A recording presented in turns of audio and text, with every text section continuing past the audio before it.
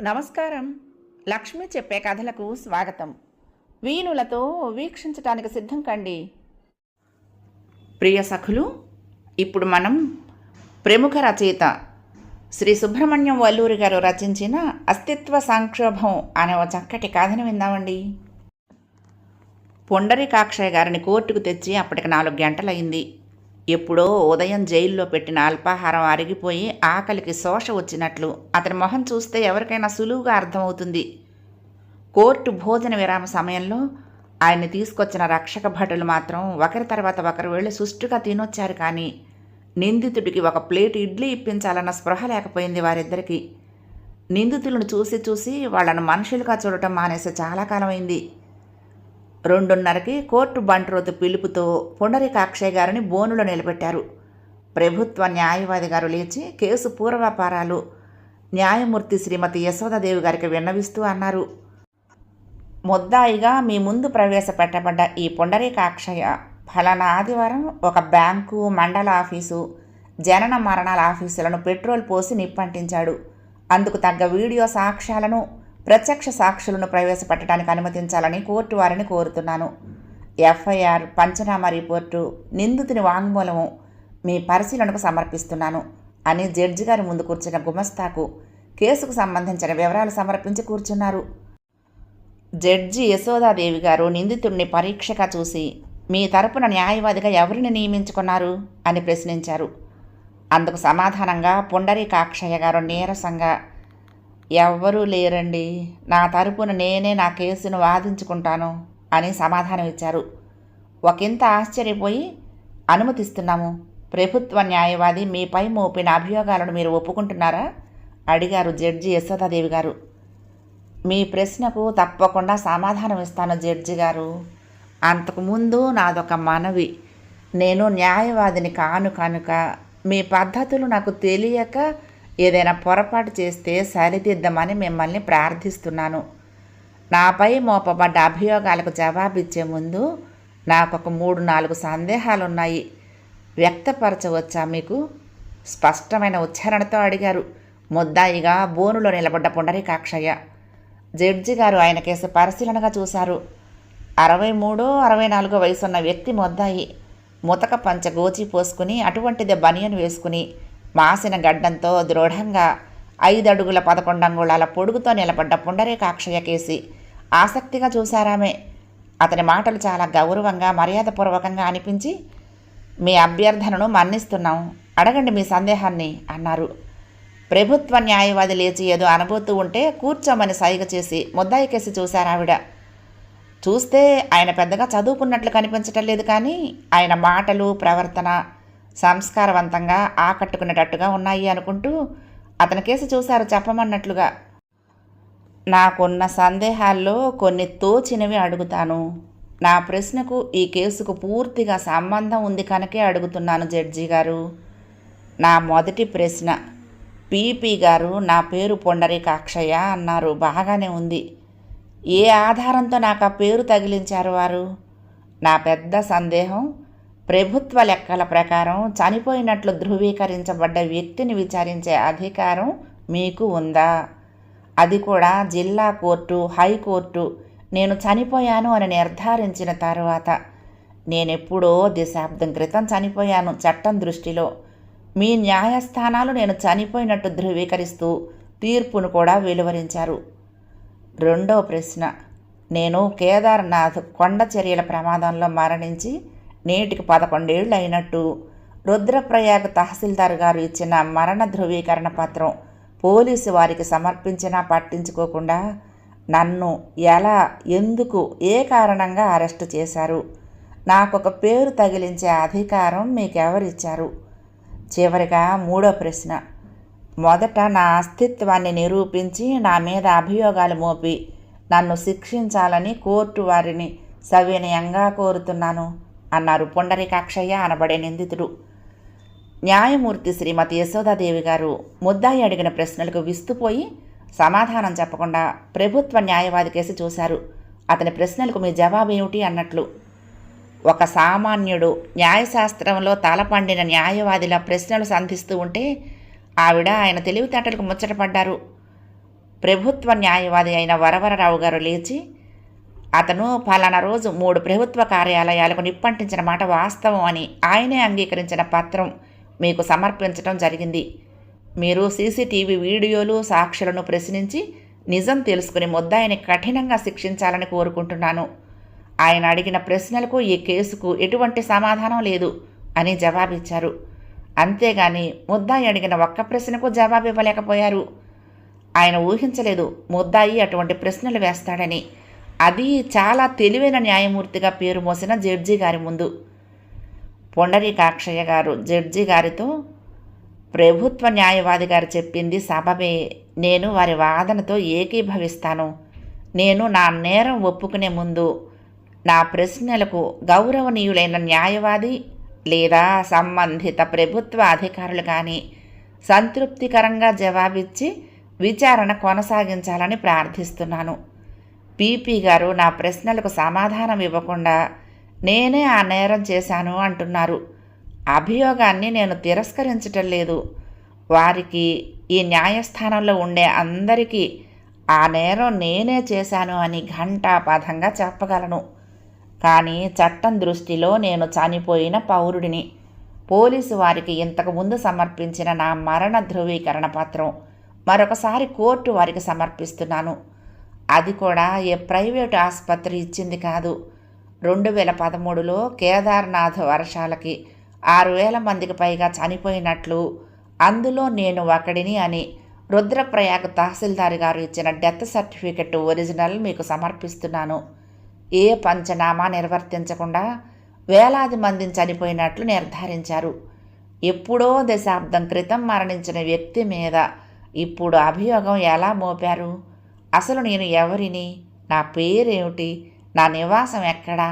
నా పుట్టుపోరు ఉత్తరాలు కోర్టు వారికి చెప్పగలరా పీపీ గారు అని జేబులో నుంచి ఒక కాగితం తీసి పట్టుకుంటే కోర్టు బంట్రోత్ వచ్చి ఆయన చేతిలోని కాగితం తీసుకుని గుమస్తా గారికి ఇస్తే యశోదాదేవి గారు ఆ కాగితాన్ని పరిశీలనగా చూసి చదివి నిందితుడిని ప్రశ్నించారు.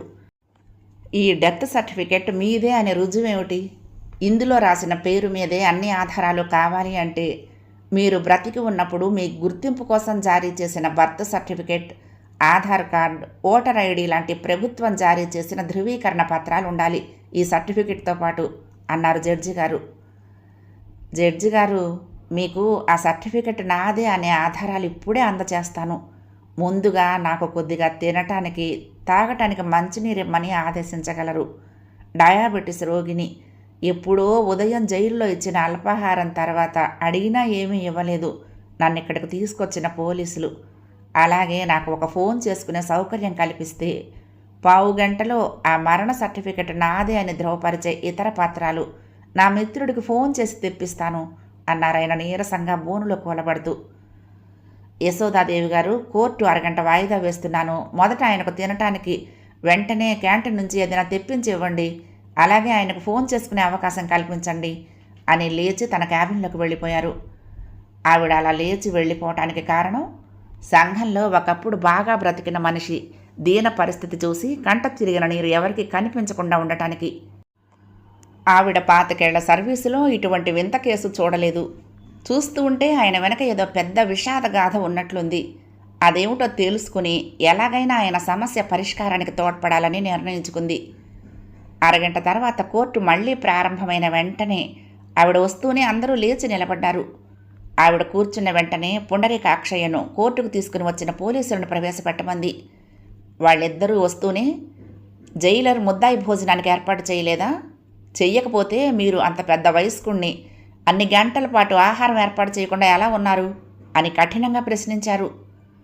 జైలర్ తమకు డబ్బులు ఇవ్వలేదని, మామూలుగా ఇటువంటి పరిస్థితుల్లో ముద్దాయి డబ్బులు ఇస్తేనే తాము ఆయన్ని క్యాంటీన్కు తీసుకువెళ్తామని వివరిస్తూనే విన్న జడ్జి గారు కోపాన్ని అణుచుకుంటూ, మీరిద్దరూ, మీ జైలరు రేపు ఎల్లుండి కోర్టు మొదలైనప్పటి నుంచి కోర్టు లేచేంతవరకు ఏమీ తినకుండా ఇక్కడే నా ముందే నిలబడండి.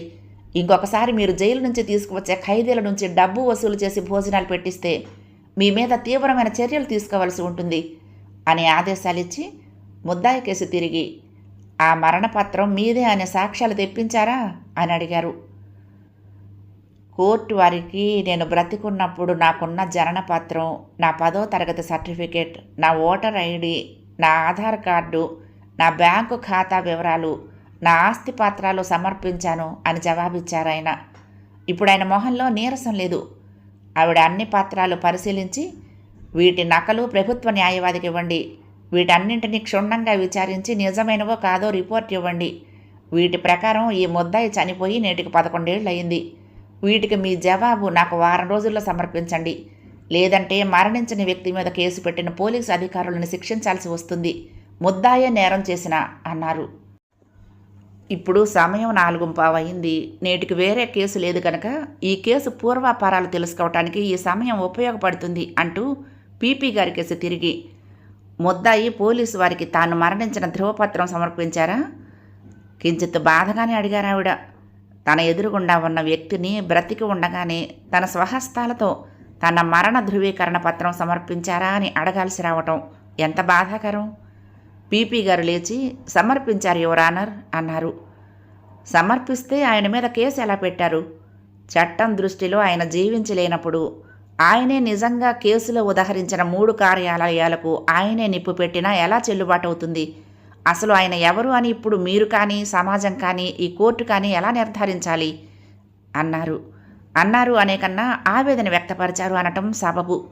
ఆవిడ మనసులో ఇటువంటి పరిస్థితి జన్మతః వైరం ఉన్నవారికి కూడా రాకూడదు అనుకుంటూ పీపీ గారిని నిలదీశారు. పీపీ గారు లేచి నిలబడి నీళ్లు నమిలారు జవాబు ఇవ్వలేక. జడ్జి గారు ముద్దాయి కేసు తిరిగి, వివిధ కారణాలతో మీరు మరణించినట్లు కేదార్నాథ్ తహసీల్దార్ మీ మరణపత్రం ధృవీకరిస్తూ మీ వారసులకు ఇచ్చినట్లున్నారు. వివరాలు కోర్టుకు తెలియచేస్తే కోర్టు విచారణ జరిపిస్తుంది అని పీపీ గారి కేసు తిరిగి, ఆ మరణపత్రం నిజమైనదా కాదా విచారణ చేశారా? చేస్తే ఏ అధికారి చేశారు? ఆ వివరాలు సమర్పించండి. అలాగే ముద్దాయి ఇందాక సమర్పించిన పత్రాలు ఆయనకు సంబంధించినవా కాదా అనే విచారణ జరిగిందా? ఆయన ఎస్హెచ్ఓ ఆ పత్రాలు సమర్పించారా? వాటి మీద ఏదైనా విచారణ జరిగిందా? జరిగితే ఫలితం ఏమిటి? ప్రస్తుతం ఆయన మీద నమోదైన కేసు, ఆయన చట్టం దృష్టిలో బ్రతికి లేరు కనుక ఆయనను ఖైదు చేయటం చట్టవిరుద్ధం. అలాగని వదిలేస్తే భవిష్యత్తులో ఇంకా పెద్ద నేరం చేసినా చట్టం ఏమీ చేయలేదు. ఎందుకంటే ఆయన చనిపోయి 13 ఏళ్ళయింది అని కోర్టులే ధృవీకరించాయి. చట్టం దృష్టిలో చనిపోయిన వ్యక్తి మీద కేసులు ఎలా పెడతారు? కోర్టుకు ఆయన సమర్పించిన పత్రాల ఆధారంగా అవి ఆయనకు సంబంధించినవో కావో విచారణ చేయమని సంబంధిత పోలీస్ స్టేషన్ అధికారిని ఆదేశిస్తున్నాను. 3 పని దినాల్లో ఆ విచారణ ముగించి ఈ కోర్టుకు రిపోర్ట్ అందచేయాలి. ఇప్పుడు మీరు చెప్పండి అన్నారు ముద్దాయి అనబడే పుండరీకాక్షయ్య గారితో. నేను బతికే ఉన్నాను, నా మరణ ధృవీకరణ పత్రం రద్దు చేయండి అని తహసీల్దారి గారికి సంఘటన జరిగిన సంవత్సరం తర్వాత నేను అర్జీ పెట్టుకోవటం జరిగింది. నా దృష్టికి వచ్చిన వెంటనే అప్పటికే నా ఆస్తి అన్యాక్రాంతమయ్యింది. కేదార్నాథ్లో ఆ ప్రమాదం జరిగినప్పుడు చిన్నప్పుడు చాలా ఏళ్లు గోదావరి నదిలో సాధన చేసిన ఈత నాకు అక్కరకొచ్చింది. గజ ఈతగాడిని కనుక నా ప్రాణ రక్షణకై నేను గంగా నదిలో దూకి నా ప్రాణాన్ని కాపాడుకోగలిగాను. అప్పటికి కొండ చర్యలు విరిగి పడుతున్నప్పుడు నా కాలి మీద ఒక బండరాయి పడి కాలు విరిగింది. ఆ నొప్పిని భరుస్తూనే నేను ఆ వరద ప్రవాహంలో 70 కిలోమీటర్ల దిగువకు కొట్టుకుపోయాను. అక్కడ నీటిలో కొట్టుకుపోతున్న నన్ను చూసిన జాలర్లు నన్ను ఉధృతంగా ప్రవహిస్తున్న గంగమ్మ ఒడి నుంచి మోకుల ద్వారా రక్షించారు. నన్ను రక్షించిన జాలర్లు నివసించేది అతి చిన్న పల్లెటూరులో, ఏ వసతులు లేని పల్లెటూరు. బాహ్య ప్రపంచంతో ఆ పల్లెటూరి వాసులకు సంబంధాలు చాలా తక్కువ. నా క్షేమ సమాచారం నా పిల్లలిద్దరికీ ఉత్తరం ద్వారా తెలియచేయటానికి నాకు 4 నెలల పైన పట్టింది. వారి దగ్గర నుంచి ప్రత్యుత్తరం రాలేదు. నేను 2 జాబులు రాసినా నా కాలు బాగుపడి నేను నడవటానికి 8.5 నెలలు పట్టింది. జాలర్ల ఆర్థిక సహకారంతో నేను అతి కష్టం మీద నా ఊరికి చేరుకున్నాను. నేను పుట్టింది గోదావరి పరివాహక ప్రాంతంలో. 42 ఏళ్ల క్రితం నేను నగరానికి వలస వచ్చాను. నా స్వస్థలంలో ప్రతి సంవత్సరం వరదలు, ప్రకృతి బీభత్సం, అకాల వర్షాలతో గడవకపోవటం ఒక కారణమైతే, రెండో కారణం నా బంధుమిత్రులు హైదరాబాద్ నగరానికి బ్రతుకు తెరువు కోసం వలస వెళ్ళటం. పిల్లల చదువు కోసం నేను కూడా తోటివారి సలహాతో నాకున్న 2 ఎకరాల పొలం అమ్ముకొని నగర శివార్లలో ఉండే పుప్పాలగూడ ప్రాంతంలో పొలం అమ్మితే వచ్చిన డబ్బుతో 12 ఎకరాలు కొని కూరగాయలు పండిస్తూ పాడి మీద వచ్చే అదనపు ఆదాయంతో నా పిల్లలను బాగా చదివించాను. నేను అక్కడ నివాసం ఏర్పరచుకున్నప్పుడు ఆ ప్రాంతంలో అభివృద్ధి అన్నదే లేదు. ఇప్పట్లా మంచి రహదారులు అవి ఏమీ లేవు. 2006-7 దాకా భూముల ధరలు చౌకగానే ఉండేవి. ఆ తర్వాత నా పొలం ఖరీదు ఎకరానికి 1 కోటి దాటిందని విని సంబరపడ్డాను. 2011లో నా జీవిత భాగస్వామి క్యాన్సర్తో చనిపోయింది. అప్పటికే పిల్లలిద్దరూ అమెరికాలో స్థిరపడ్డారు. రియల్ ఎస్టేట్ వ్యాపారులు, రాజకీయ నాయకులు కలిసి కట్టుగా నా మీద ఎన్నో ఒత్తిడులు తెచ్చినా నా పొలం మాత్రం అమ్మలేదు. పిల్లలు కూడా అమ్మేసి వాళ్ళ దగ్గరకు రమ్మన్నా నా పొలంతో నాకున్న అనుబంధం వల్ల నేను అమ్మలేదు.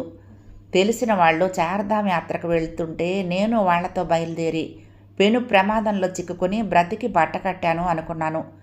కానీ బద్రీనాథ్ వరదల్లో నా శరీరం నీటి ప్రవాహానికి తల్లకిందులైతే నా ఇంటికి చేరుకునేసరికి నా బతుకే తల్లకిందులైందని గ్రహించాను.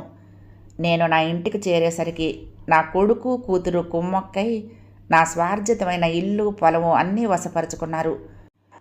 నేను నా క్షేమ సమాచారం తెలియచేస్తూ రాసిన మొదటి ఉత్తరం తర్వాత నా మరణం ధృవీకరించబడి అధికారిక పత్రం విడుదలైంది. అంతవరకు ఆచూకీ తెలియని వ్యక్తుల జాబితాలో ఉంచారు నా పేరు. ఉత్తరం రాసిన నెల 10 రోజులకు నా మరణ పత్రం విడుదల చేశారు ఆ ప్రాంతపు తహసీల్దారు వారు. నేను రెండో ఉత్తరం రాసిన తర్వాతే మ్యుటేషన్ కోసం దరఖాస్తు చేసుకున్నారు నా పిల్లలు. నేను ఇంటికి చేరిన తర్వాత నా ఇంట్లో పిల్లలు లేరు, కానీ వారిద్దరి అత్తగారి తరపు బంధువులు నన్ను ఇంట్లోకి రానివ్వలేదు. నేను అనే వ్యక్తిని చనిపోయి చాలా రోజులైంది అని, నాకు ఆ ఇంటితో ఎటువంటి సంబంధం లేదని నిర్దాక్షిణ్యంగా నన్ను మనుషుల చేత గెంటివేశారు. చేసేది లేక అమెరికాలో ఉన్న నా కొడుకు కూతురికి ఫోన్ చేస్తే, వారు మనిషిని పోలిన మనుషులు ఈ భూమి మీద 7 ఉంటారు, నువ్వు మా నాన్నను పోలినంత మాత్రాన ఆస్తి కోసం మా నాన్నవు కాలేవు అని నా మాటలు వినిపించుకోకుండా ఫోన్ పెట్టేశారు. పైగా ఇంకొకసారి ఫోన్ చేస్తే నా మీద పోలీస్ కేసు పెడతామని బెదిరించారు. నన్ను గుర్తుపట్టే ఆ ఊరి పంచాయతీ పెద్దల ముందు నాకు న్యాయం చేయమని ఎంత వేడుకున్నా వారు కూడా నేను చనిపోయామని నమ్ముతున్నామని పంచాయతీ నిర్వర్తించడానికి నిరాకరించారు.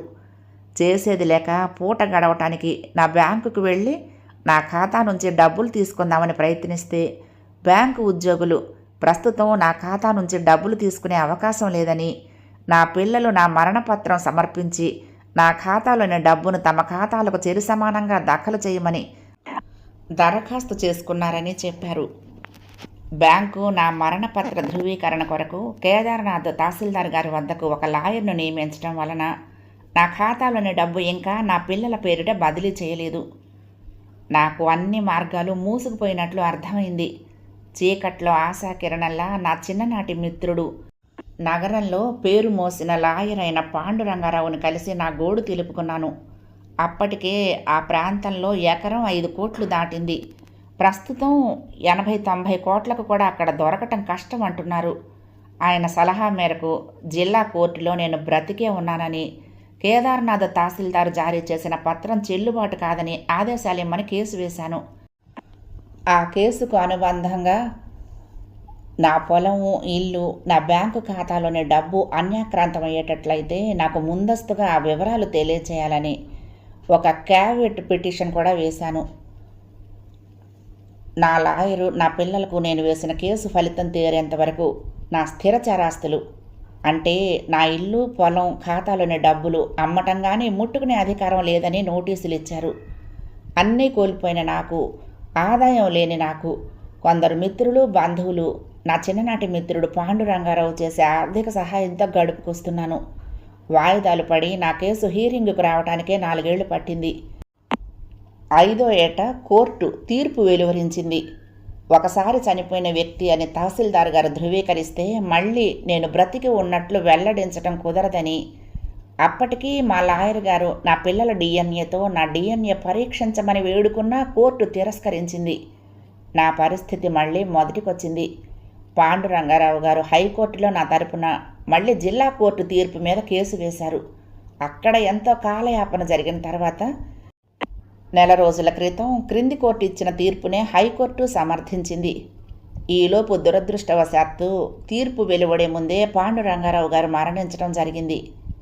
ఆయన చెప్తూ ఉండగానే ఈ రోజుకి కోర్టు సమయం అయిపోయినట్లు గంట మోగింది. న్యాయమూర్తి తన చేతి గడియారం చూసి కేసు రేపటికి వాయిదా వేస్తున్నాను అని లేచి నిలబడ్డారు. మర్నాడు ఉదయం కేసు వివరాలతో పుండరీకాక్షయ్య ద్వారా ఆయన గతం వినటానికి న్యాయమూర్తి సన్నద్ధమయ్యారు. ముద్దాయి అనబడే పుండరీకాక్షయ్య గారు తన దీన గాథ వినిపిస్తూ 13 ఏళ్లు తాను అనుభవించిన మానసిక క్షోభతో పాటు అంత ఆస్తిపరుడే కూడా పరుల ముందు చేయి చాచాల్సిన దుర్భర పరిస్థితిని వివరిస్తే కోర్టులో ఉన్న చాలామందికి కంటనీరు తెప్పించింది.